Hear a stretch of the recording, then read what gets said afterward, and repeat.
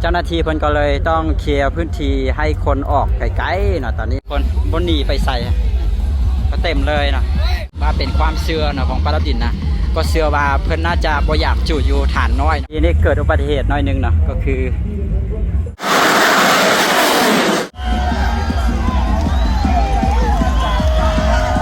โอ้ใหญ่เลยใหญ่เลย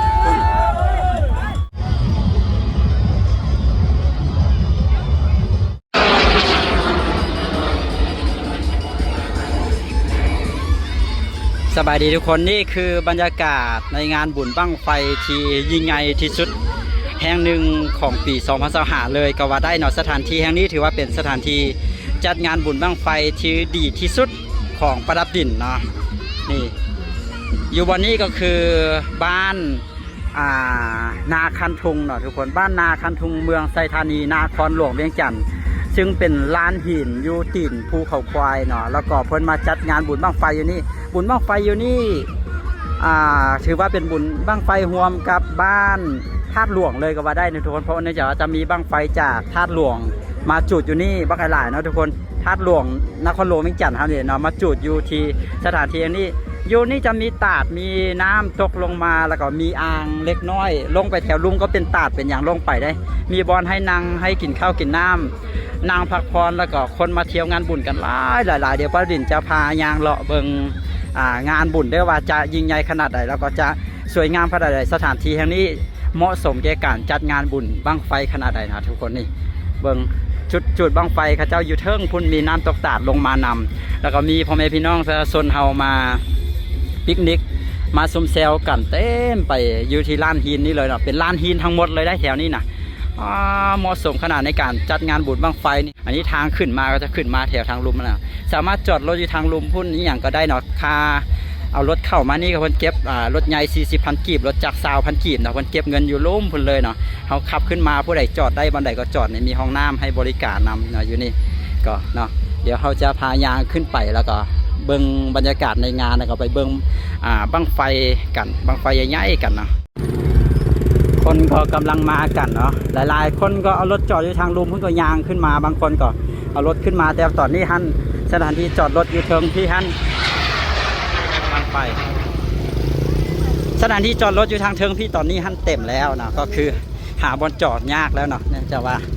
รถขึ้นมาหลายอีหลีแล้วก็สามารถจอดอยู่ทางลุมพุ่นแล้วก็ยางขึ้นมาได้เนาะนี่ทางรถเข้ามาเขาก็เอารถมาจอดไว้เทิงพี่บนในใจว่าตอนที่เขาจะกลับลงไปฮั่นน่าจะต้องได้ใช้เวลาในการขาลงไปนะอยู่บุญบั้งไฟนี้เพิ่นน่าจะจุดบั้งไฟค่อนข้างจะไวนะก็หวังว่า5 โมง 6 โมงก็น่าจะแล้วนะนี่ทุกคนรถเต็มเลยคนก็มาหลายอีหลีมะม่วงก็มีเดี๋ยวพายางรอบรรยากาศขึ้นไปเรื่อยๆนะจนก็จะไปฮอตบอลเขาจะจุดบั้งไฟแล้วเดี๋ยวเขาจะไปท่าเบิงเขาเจ้าจุดบั้งไฟอยู่เทิงฮั่นบั้งไฟแสนบั้งไฟล้านไปเบิ่งกันเนาะถ้าจีมวนจีมันขนาดไหนเป็นข้างทางอิฐของประดับดินที่ได้มาบุญบั้งไฟอยู่นี่นะผมแม่เป็นลานหินหมดเลยแถวนี้แล้วก็สามารถเอารถมาจอดไว้จอดวันใดก็ได้เนาะทุกคนที่จอดได้ขนาดนี่เขาจะเอารถลงไปแบบนี้ไปแล้วก็หาบอลจอดรถอยู่แถวนี้แนวกินก็เต็มเนาะแนวกินก็มีหลายตอนนี้รถเริ่มบ่มีบอลจอดแล้วเทิงที่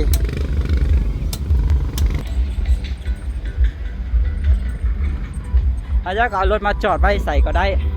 ที่มีบอลจอดแล้วจอดได้ที่บ่ตันทางคนอื่นนะแล้วก็เขาจะมาปิกนิกอยู่แถวนั้นปะก็ได้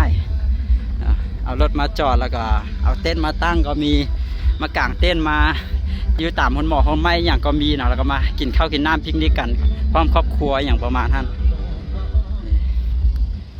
คนมาหลายดิคนมาหลายดิคนนครหลวงเวียงจันทร์มากันหลายเนาะรถนี้ต่อแถวกันมาเป็นสายเลยมาจากนครหลวงเวียงจันทร์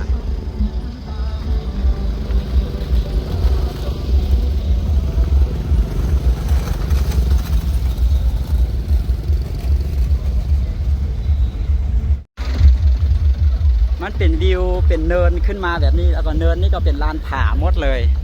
บ่มีตมคืองานบุญบั้งไฟวังเวียงนะเป็นสถานที่จัดงานบุญบั้งไฟที่เหมาะที่สุดนะสวยงามที่สุดตอนนี้ แต่ว่าตอนนี้นะรถหาบอลจอดบ่มีละทางเทิงพี่นะจอดอยู่แถวลุมมันจะดีสุดเนาะถ้าผู้ใดมา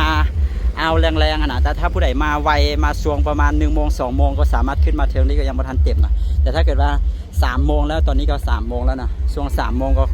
คนเริ่มจะบ่มีบอลจอดอยู่เทิงพี่ละ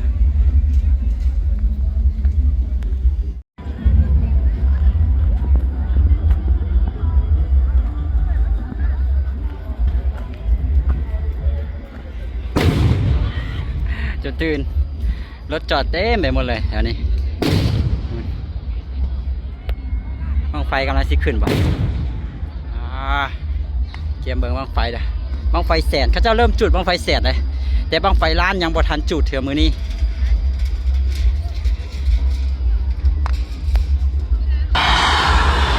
โอ้บั้งไฟแสนเต้นี่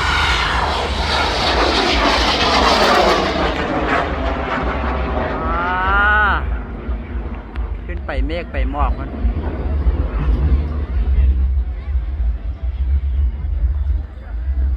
มวนอีหลีมีศาลาของวัดของอย่างอยู่แถวนี้นะรถก็ทยอยขึ้นมาเรื่อยๆแต่ว่ามันจะมีพนักงานของพื้นที่นี่แหละเจ้าหน้าที่ของเพิ่นอยู่ลุมหันเพิ่นก็จะพยายามบอกว่าให้รถขึ้นมาเนาะเพราะว่าขึ้นมาเทิงที่มันบ่มีบนจอดแล้วเพิ่นก็จะพยายามบอกอยู่ลุมพุ่นเนาะแต่ก็คือว่าเลยเนาะอยู่ลุมก็น่าจะเต็มแล้วตอนนี้นะรถก็พยายามขึ้นมาทางเทิงนี่เพราะว่ายางขึ้นมาก็ไก่เติมนะบางคนก็บางคันเพิ่นก็มีผู้เฒ่าผู้แก่ได้สนามมาก็อาจจะยางขึ้นมายากเลยสิเริ่มวุ่นวายเรื่องบนจอดรถแล้วตอนนี้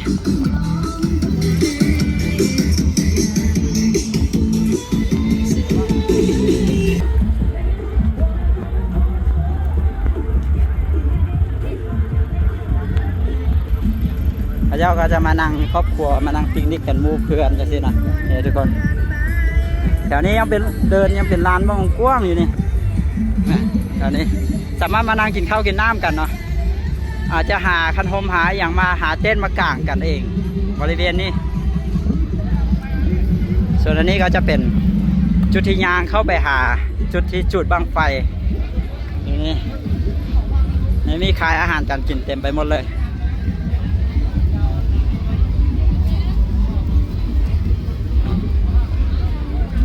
เบิ้ง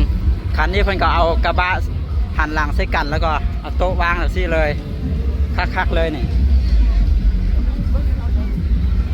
อาหารการกินก็เต็มนะทุกคน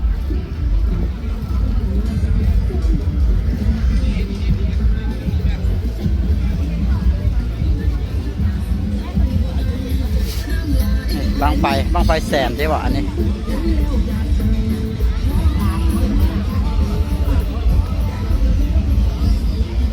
คนเต้มีหลีคนมาหลายอีหลีเนาะบรรยากาศอันนี้โดยประมาณนะประเด็นก็อาจจะพอสามารถไปถ่ายทุกทุกมุมให้บรรดาท่านได้เบิ่งกันได้เนาะปีหน้าเนาะผู้ใดว่าได้มาปีนี้ปีหน้าก็สามารถมาได้เนาะเขาจะมีการประกาศอยู่ก่อนที่จะมีการจัดงานเนี่ยประกาศ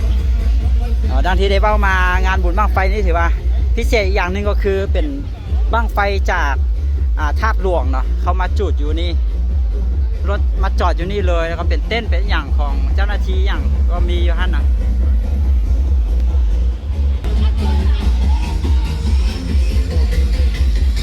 เต้นบริเวณนี้จะเป็นเต้นของผู้คนที่เจ้ากำลังเกียมบั้งไฟกันเนาะทุกคนบรรยากาศถ้ามีคนขึ้นไปอยู่เทิงผู้นำก็มีเลยแต่ว่าจุดแถวด้านหน้านี่เพิ่นจะกันว่าให้คนเข้าไปเนาะอันนี้ก็จะเป็นจุดที่เจ้าเกียมบั้งไฟเขาจะมีกลุ่มของเพื่อนเราเป็นกลุ่มป้าทุกคนบั้งไฟ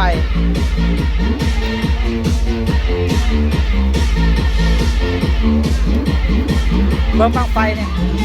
บั้งไฟล้านบั้งไฟแสนเต็มไปหมดเลยเนี่ยทุกคนบั้งไฟล้านตรงนี้บั้งไฟล้าน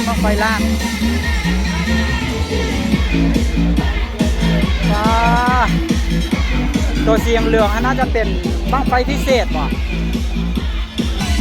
น่าจะเป็นบั้งไฟพิเศษทุกคนบริเวณบั้งไฟ2 ล้านบนบ้านนี่ใหญ่แท้ใหญ่ว่า บางย้ายเดี๋ยวถามเบิ้งก่อนทุกคนสีเหลืองอามรามเลยบอลนี้ก็คือบอลจุดที่พ้นจุดบ้างไฟเนาะอันนี้มันจะไว้คนเข้าไปแล้วจะมีแต่พนักงานเท่านั้นที่จะเข้าไปด้านในนี่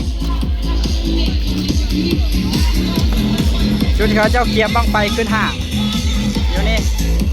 มีน้ำตกตาดอยู่บนท่านเห็นปะ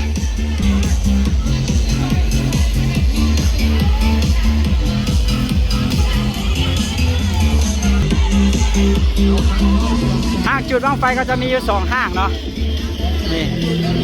จุดที่เกียร์บ้างไฟ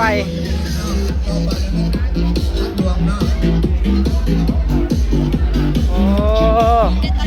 ยิ่งใหญ่เลยคึกคืนเลยนี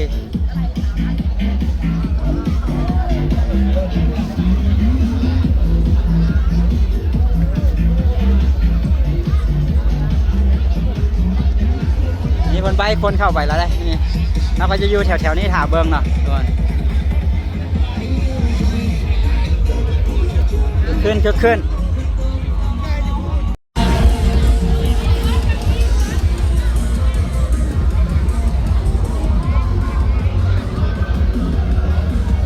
บ้างไฟล้านมีหลายบ้างเลยนะบ้างไฟล้านเนี่ยอันนี้ก็บ้างไฟล้านแต่ว่าบัวใหญ่เท่ากับบ้างสีเหลืองเมื่อกี้นี่บ้างสีเหลืองเมื่อกี้นี่น่าจะเป็นบ้างที่ใหญ่ที่สุดแล้วนี่ก็บ้างใหญ่บ้างสำกับปรมาณูคนเดียวเดี๋ยวลองจะขึ้นไปยูเทิร์นฮันเบิงวิวแล้วแถวในป่าในอย่างนี้ก็มีคนอยู่เต็มไปหมดเลยจะเห็นมีวิวแบบนี้ชุดนี้ถ้ามีฝนตกลงมาก็คือสิคักแห้ง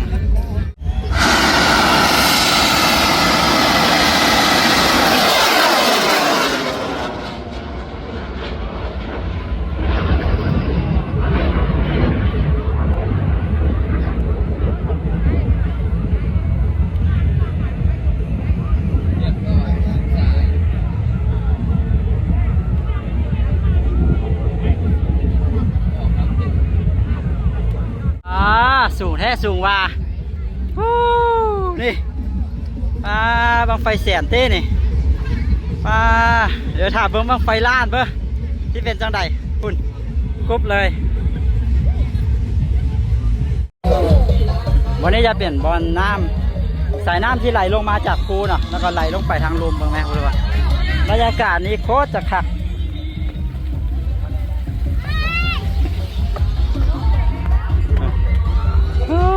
บรรยากาศคักหลายกว้างใหญ่เลยลานนี่นะขนาดคนมาบ่ไกลหลายยังบ่ได้เต็มเลยนี่เห็นบ่พระเจ้าลิ้นน้ำอยู่ฮั่น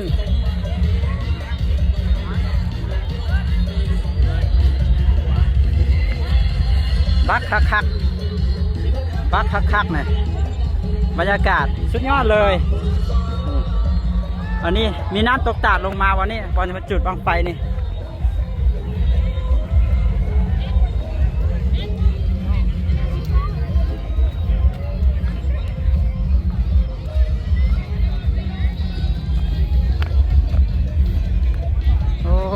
อยู่วันนี้ก็จะเป็นงามวิวนี่สุดยอดเลยนี่โอ้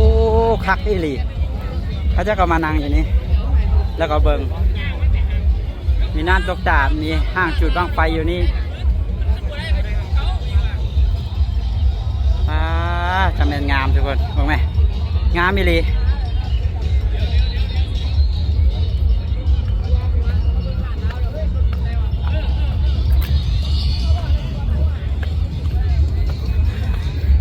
บางกลุ่มมันก็นั่งตากแดดเลยก็มีเนาะอาจจะทากันแดดแล้วก็นั่งตากแดดเลยตามห้องหมอกห้องไม้นี่ก็เต็มไปด้วยผู้คนงามทักอีลีบอลจันงาม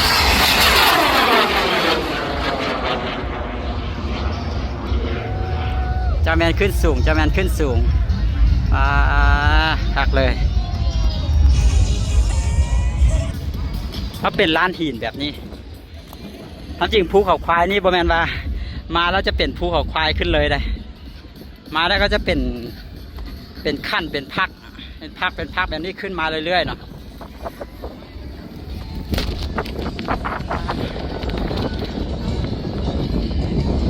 เสื้ออ่อนแต่บอลจัดงานนะ คิดว่าเห็นไหมน้ำตกตาดอยู่ฮั่นโอ้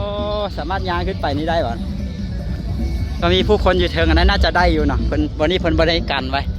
ก็ไก่จากห่างจุดบั้งไฟหลายอยู่เนาะเดี๋ยวเราลองย่างขึ้นไปเทิงฮั่นป้าขึ้นมาเทิงพี่แหงคักปานบินโดนเบิ้งภาพมุดสูงเลยนี่โอ้เบิ้งไหม คนก็จะอยู่กันก็จะกระจายแบบนี้คักหลายนี่โอ้คึกคืนกว้างใหญ่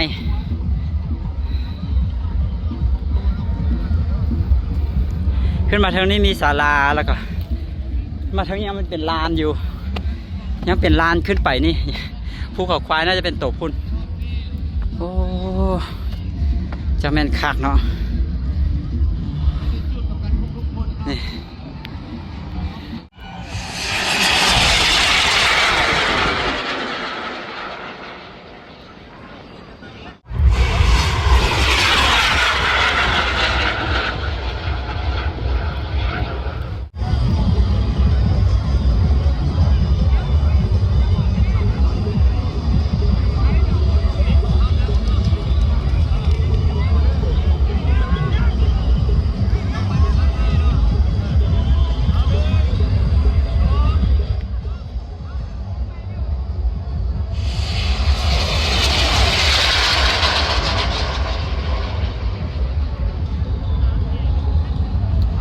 ตอนนี้บั้งไฟแสนกำลังจะขึ้นได้บั้งไฟแสนกำลังจะขึ้น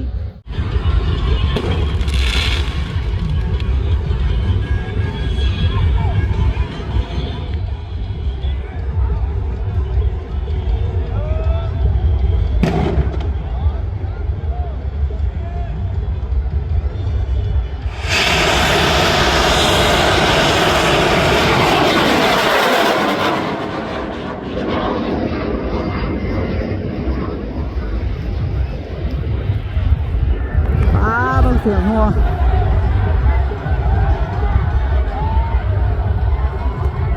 ลุกเลย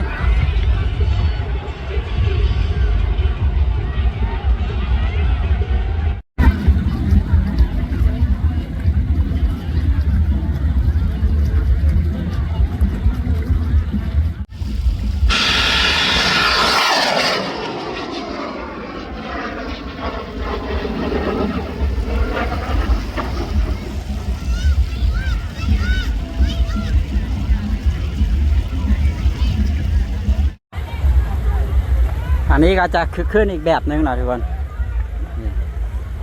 มีสายน้ำไหลลงมาแบบนี้แล้วก็มีเด็กน้อยมาเล่นน้ำอยู่นี่ไหลลงมาจากเชิงพุ่นประเด็นก็ยางเลาะไปเลาะมาแถวนี้นะเก็บภาพบรรยากาศให้บรรณาทานได้เบิ่งกันแต่ก็บดชัวร์นะก็ยางไปเท่าที่จะไปได้นะตอนนี้จะยางกลับขึ้นไปทางเทิงเดี๋ยวจะยางอ้อมไปทางหลังห่างที่เพิ่นจุดบังไฟแล้วก็เดี๋ยวลองชิยางไปเบื้องฟ้าพุ่นลองไปเบื้องวิวเบื้องฟ้าพุ่นนำมาเป็นจังไดนะโอ้แถวนี้ก็ยังเป็นลานขึ้นไปปะกว้างๆเนาะก่อนที่จะมีภูขึ้นไปพุ่นอีกนะภูเขาควายนะเห็นไหมเป็นลานไปปะกว้างๆแถวนี้เขาจะมีสร้างศาลาอยู่นี่บอลเพิ่นจุดบังไฟนะอยู่นี่เขาขึ้นมานี่นครหลวงเวียงจันทน์เนาะไปทางนี้แถวนี้วันนี้ก็เป็นห้วยน้ำแบบนี้ไหลลงมาแต่ภูพุ่น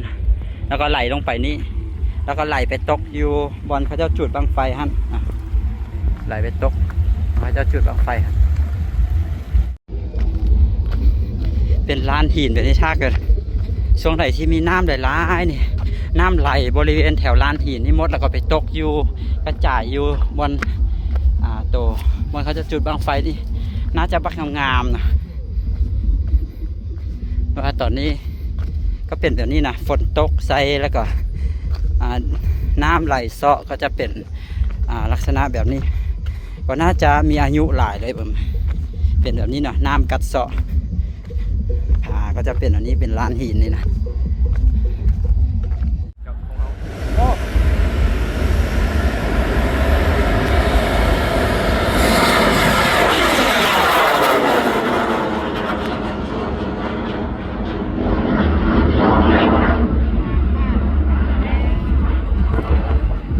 ป้าแตกเลยเนาะ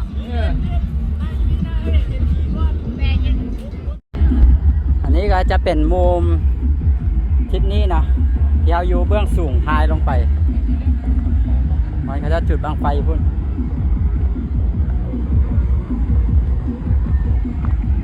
บรรยากาศ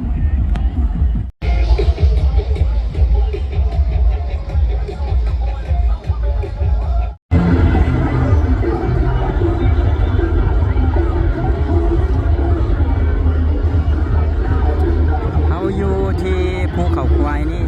ก็สามารถซูมเห็นนครหลวงแห่งจันทร์ได้เลยเห็นตึกเนี่ยก็ราชวงศ์พลาซ่านะ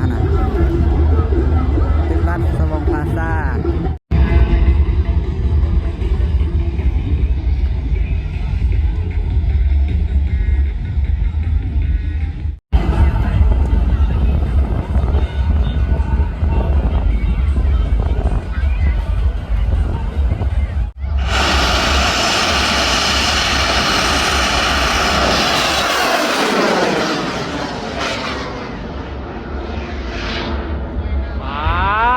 พี่น้อง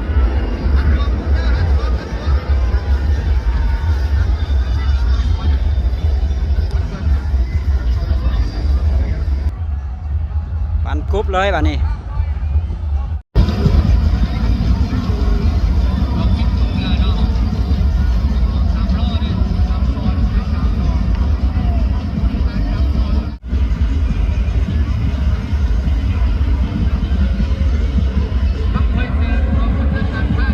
บังไฟล้านเกียมแล้วบังไฟล้าน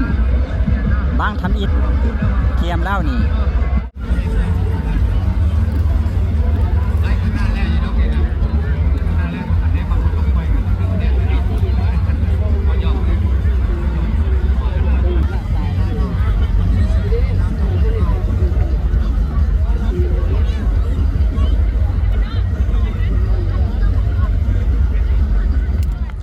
ตอนนี้เพิ่นจะจุดบังไฟล้านประมาณทันต่อไปขนาดนี้บังไฟล้านกำลังเกียมเนาะเจ้าหน้าที่เพิ่นก็เลยต้องเคลียร์พื้นที่ให้คนออกไกลๆเนาะตอนนี้นะให้ไกลเท่าที่จะไกลได้นะ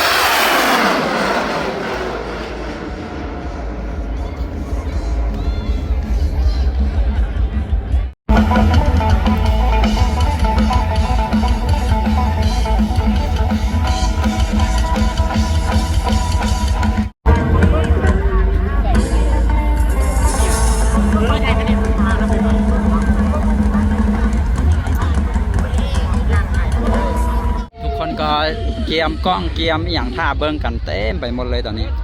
ก็น่าจะเป็นบังไฟล้านบอกหรือจังไรเอาละได้ปะนี่ บ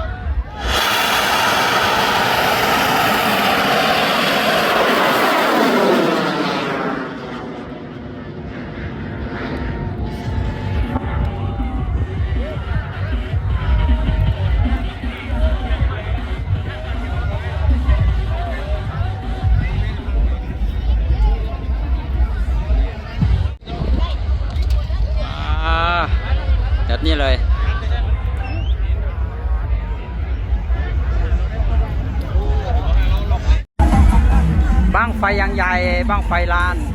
ก็ยังมีหลายอยู่ได้ แต่ว่าตอนนี้ก็เริ่มมืดแล้วได้นี่บั้งไฟตัวว่าสีคำสีทองอ่ะนะสีเหลืองอ่ะนะเนี่ยอยู่นี่นะยังบ่ทันพระเจ้ากำลังอันนั้นอยู่กำลังล่างกำลังอย่างอยู่เนาะก็น่าจะได้จุดมื้อนี้แหละแต่เขาจะถ่าจนกว่าเขาจะจุดบั้งไฟตัวใหญ่นี่ตอนนี้ก็กำลังมวนกำลังมันกันมีหลายๆคนก็เริ่มกลับกันแล้วเนาะเนื่องจากว่าเริ่มค่ำมืดแล้วนะเดี๋ยวบรรยากาศยังคึกคักเลยยังคึกคักคนก็ยังแน่นอยู่เนาะเพราะว่าบั้งไฟใหญ่ๆนี่กำลังทยอยออกมาเรื่อยๆในตอนนี้เองไหมบรรยากาศอยู่จุดนี้เดี๋ยวถ้าผู้ใดเข้ามาเบิ่งแล้วก็ติดตามกันต่อไปเนาะว่าเราจะได้เห็นบั้งไฟนี่ตัวสีเหลืองคำๆนี่เขาเจ้ากำลังแย่กันอยู่นี่นะว่าจะยิ่งใหญ่อลังการขนาดใดเนาะเดี๋ยวลองเบิ่งน้ำกัน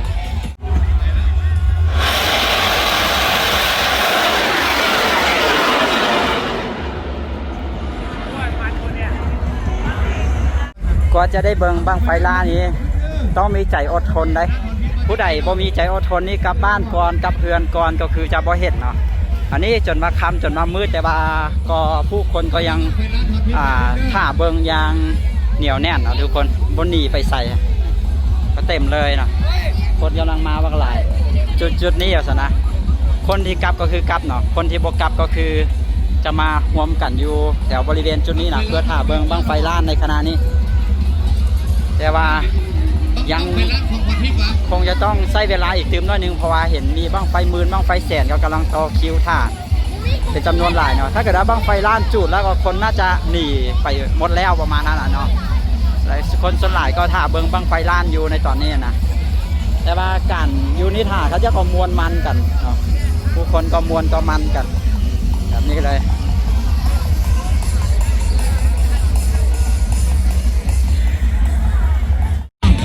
พี่น้องจนค่ำจนมืดลักษณะแบบนี้เลยเนาะอัปเดตไหมนะทุกคนสรุปก็คือ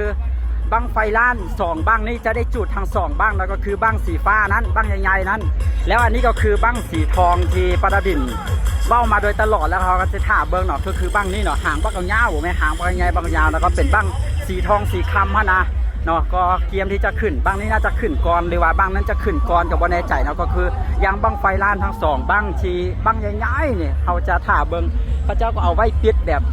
ปิดสนิทอีหลี โอ้ถ่ากันเนาะแถวนี้ฮะมันบุกคอยมีไฟแล้วเนาะไฟส่วนใหญ่เขาเจ้าก็จะ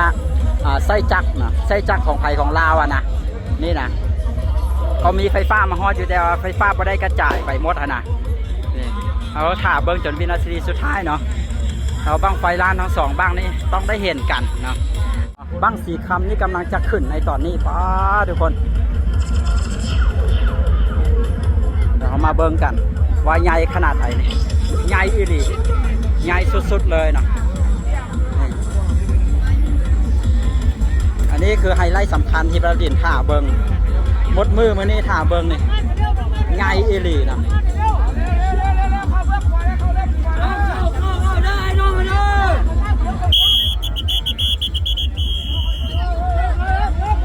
เอาแล้วเด้อโอ้ใหญ่อีหลีใหญ่อีหลี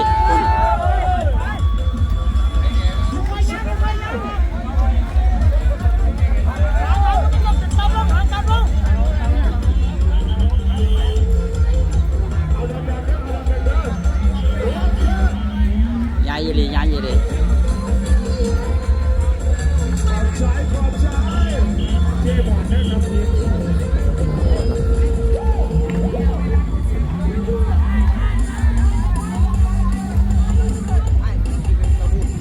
บางทีก็เจ้ามีวานเงินนำได้ทุกคนเมื่อกี้นี้มีบั้งไฟล้านโตนจุดบ้านคำดินขนาดพระเจ้าวานเงินลงมาบัวใบอย่างนี่ใหญ่เลยเป็นปรมาณูของประเทศลาวเขาเลย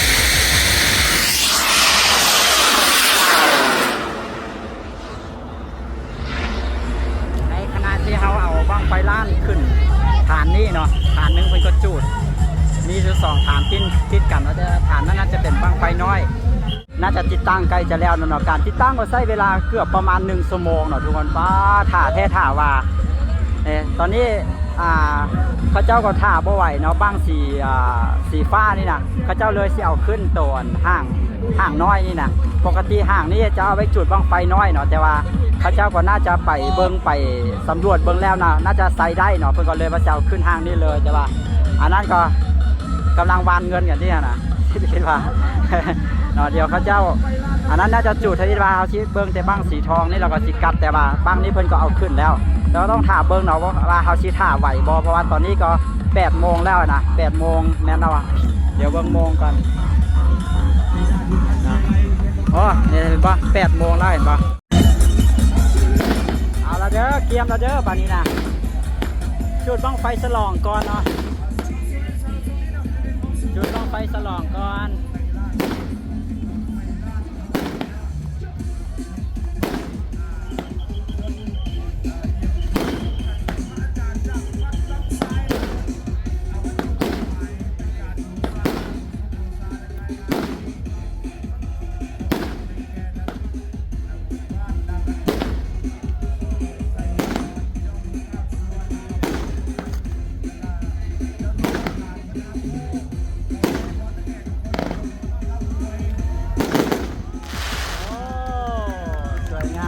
เอาเด้อบ้านนี้นะ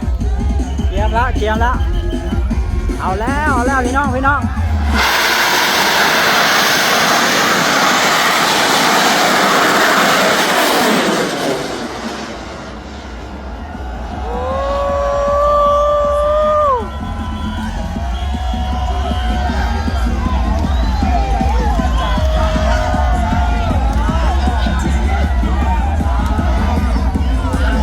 สวยงามดิลีป้า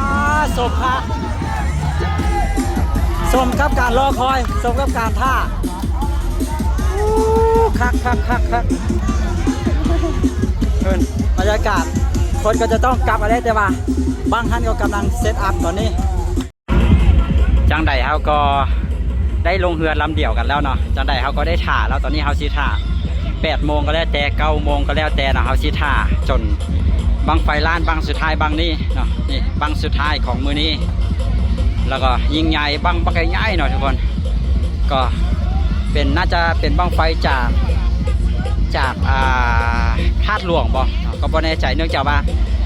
จะมีบังไฟจากธาตุหลวงมาจุดนี้เป็นจำนวนหลายนะทุกคนรวมถึงบังไฟใหญ่ต่างๆเพราะว่าบ้านธาตุหลวงนะธาตุหลวงนครหลวงเวียงจันทร์นะมันจุดบังไฟบ่ได้แล้วในเมืองได้เนาะเพิ่นก็จะมาจุดอยู่พี่เนาะอันนี้ก็เท่าที่ฮู้มาก็คือจะเป็นการร่วมมือกันระหว่างบ้าน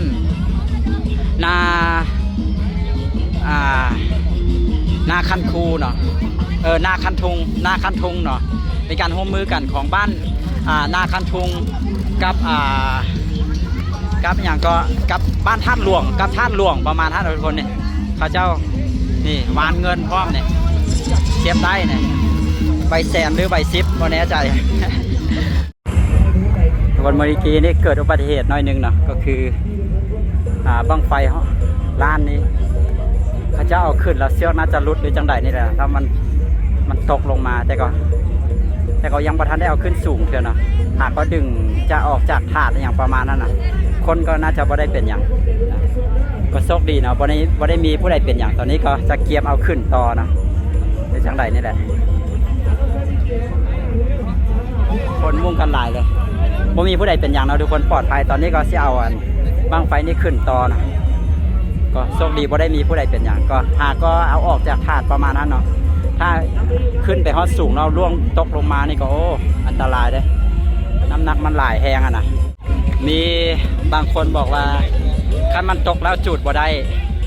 แต่ก็ต้องถามเบิ่งว่าเพิ่นสิเอาขึ้นต่อบอหรือว่าสิเอาลงตอนนี้ก็มีรถเนาะเพิ่นก็เอารถมาจอดอยู่นี่แล้วก็เปิดไฟตารถใส่เนาะเนื่องจากว่าบ่ได้มีไฟฟ้าได้อยู่นี่แล้วเปิดไฟใส่ถ้าเบิ่งว่าเพิ่นจะเอาขึ้นต่อบอหรือว่าเพิ่นสิยกเลิกการจุดเลยเนาะมันก็แล้วแต่ความเชื่อของไผของลาวนะบางคนก็เชื่อว่าถ้าตกแล้วจุดบ่ได้ก็เฮ็ดจังได๋เนาะทุกคนเอามาแล้วก็น่าจะบ่ได้มีหยังดอกก็อาจจะเป็นการ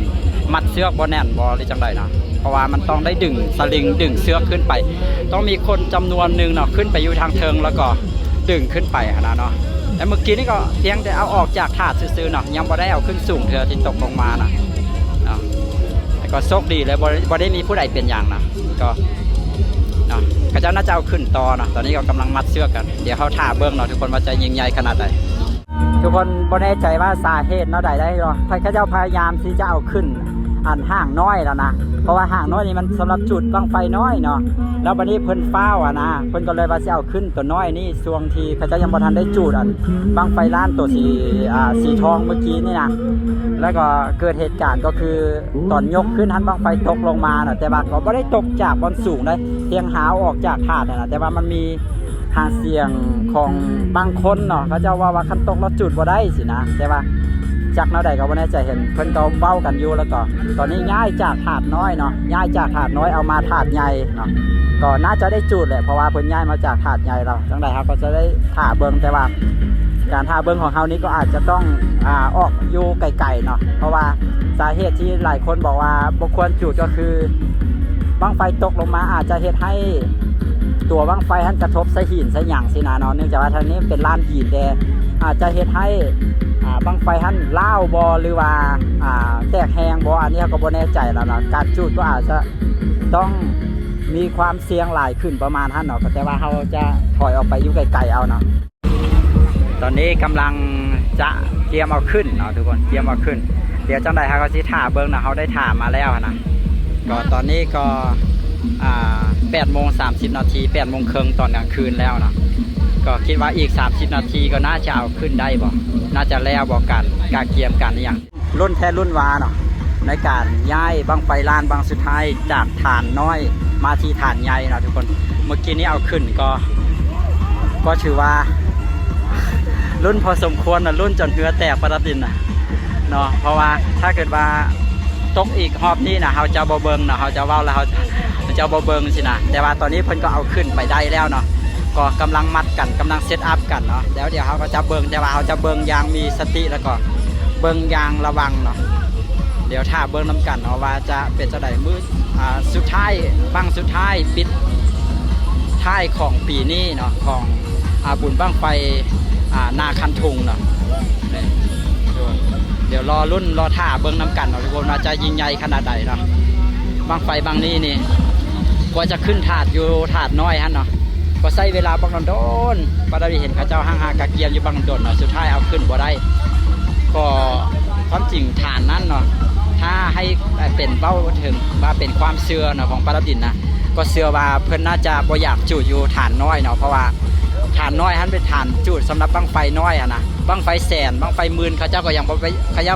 จุดอยู่ฐานน้อยนะเนาะเพิ่นก็คงจะอยากจุดอยู่ฐานใหญ่จุดให้สมศักดิ์ศรีของเพิ่นเนาะฉะนั้นเอาขึ้นถาดน้อยบ่ได้เนาะก็ตกลงมาแล้วก็ตอนนี้ย้ายมาถาดใหญ่ก็เอาขึ้นได้แล้วก็กำลังมัดกำลังฮักเกียมกันก็เดี๋ยวเข้าไปรอรุ่นท่าเบิ้งนำกันเนาะทุกคนว่าจะขึ้นสูงแล้วก็จะสวยงามขนาดใดเนาะพร้อมเตรียมที่จะจุดแล้วเนาะบั้งไฟล้านบั้งสุดท้ายที่ย้ายจากถาดน้อยมาดังทีประดิษฐ์เลเวลมาเนาะก็เพิ่นก็น่าจะอยากมาจุดถาดใหญ่เพื่อให้สมเกียรติสมศักดิ์ศรีของเพิ่นนั่นแหละก็ตอนนี้การที่จะจุดบั้งไฟก็เตรียมพร้อมแล้วเนาะแต่ว่าจะสังเกตว่าผู้คนบ่ได้หลายเนาะเพราะว่าพระเจ้ากลับกันแล้วหลังจากจุดบั้งไฟล้านเมื่อกี้นี้ไปเนาะคนก็กลับไปหลายเนาะแต่ว่าก็ยังมีคนกลุ่มหนึ่งอยู่ยังท่าเบิ่งอยู่เนาะก็เช่นเดียวกับพวกเฮาเนาะเช่นเดียวกับเฮาเช่นเดียวกับทีมงานเฮาที่มานำกันนี่แหละเนาะเอาคือจุดขึ้นแบบนั้นตอนนี้เอามาลุ้นกันทุกคนก็บ่กล้าอยู่ใกล้เนาะเขาเจ้าก็ถอยออกมาอยู่ไกลๆกันเขาจะจุดแบบนี้เลยที่บอกที่จังใดเนาะตอนนี้เอาหาเบิ้งน้ำกันรุ่นเบิ้งน้ำกันเนาะทุกคนเขาจะบอกว่าอย่างยาวทางพร้อมแล้วติดตามเบิ้งน้ำกันมาบังไฟลานบังนี้บังปิดงานบังสุดท้าย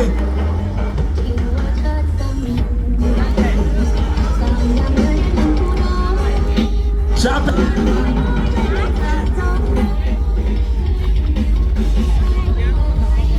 เขายังรุ่นอยู่ตอนนี้รุ่นขนาดเลย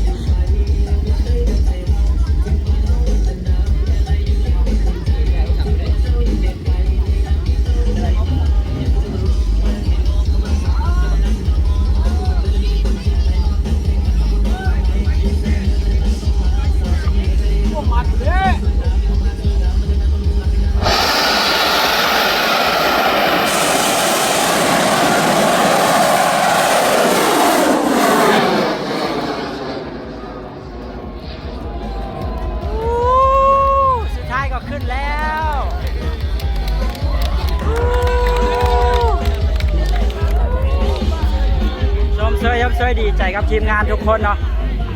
ทีมงานทุกคนสู้มาด้วยความเต็มใจด้วยน้ำใจด้วยความเต็มที่เนาะทุกคนในสุดท้ายก็ขึ้นจนได้เรียบร้อยเนาะก็ปลอดภัยเนาะดีประดินเบ้าแล้วนะเพิ่นบ่อยากจุดยุทธาดน้อยเนาะเพิ่นอยากมาจุดยุทธาดใหญ่เพื่อให้สมเกียรติสมศักดิ์ศรีของเพิ่นเนาะบ้างไฟล้านเด้ถาดน้อยอะนะมันเป็นถาดบ้างไฟน้อยอะนะเนาะพอย้ายมาจุดยุทธาดใหญ่ก็บ่มีปัญหาอย่างเนาะทุกคนก็ปลอดภัยจบลงด้วยความมวลซืนแล้วก็ด้วยความปลอดภัยทุกคนในตอนนี้เนาะเขาก็จะเดินทางกลับแล้วขอกำลังใจทุกคนที่เข้ามาเบิ่งวิดีโอนี้เนาะก็รุ่นกันจนวินาทีสุดท้ายอีหลีเนาะมวลมันคนมาหลายอีหลีเนาะโอ้บ่คิดบ่ฝันเลยว่าจะเป็นงานบุญบั้งไฟที่ยิ่งใหญ่ขนาดนี้นะเพราะว่าถือว่าเป็นสถานที่ที่เหมาะสมแก่การจัดงานอีหลีงานนี้รู้สึกว่าแบบเอิ้นมาจากไหนมันบ่มีขี้ตมนะทุกคน ผู้เชี่ยวเป็นงานที่สะอาดสะอ้านแบบมันเป็นลานหินไปหมดนะแต่การย่างไปหั่นมานี่ก็สะดวกสบายนะเขาเคยไปได้งานบุญบั้งไฟวังเวียงเนาะอันนั้นนะเนาะก็โอเคเนาะเขาจบวิดีโอนี้ไว้แต่เพียงเท่านี้อีหลีเนาะก็เดี๋ยวยังมีงานบุญบั้งไฟเมืองเฟืองเนาะจะเป็นงานบุญบั้งไฟงานสุดท้ายของปีเนาะก็เดี๋ยวไปติดตามกันวิดีโอต่อไปจากซองประดินสำหรับวิดีโอนี้จบไว้แต่เพียงเท่านี้มีแต่บอลนี้ฮันมีน้ำน้อยหนึ่งเนื่องจากว่ามันเป็นบอลอันนั้นซื่อๆเนาะที่เหลือก็เป็นลานหมดขอบใจเด้อสบายดี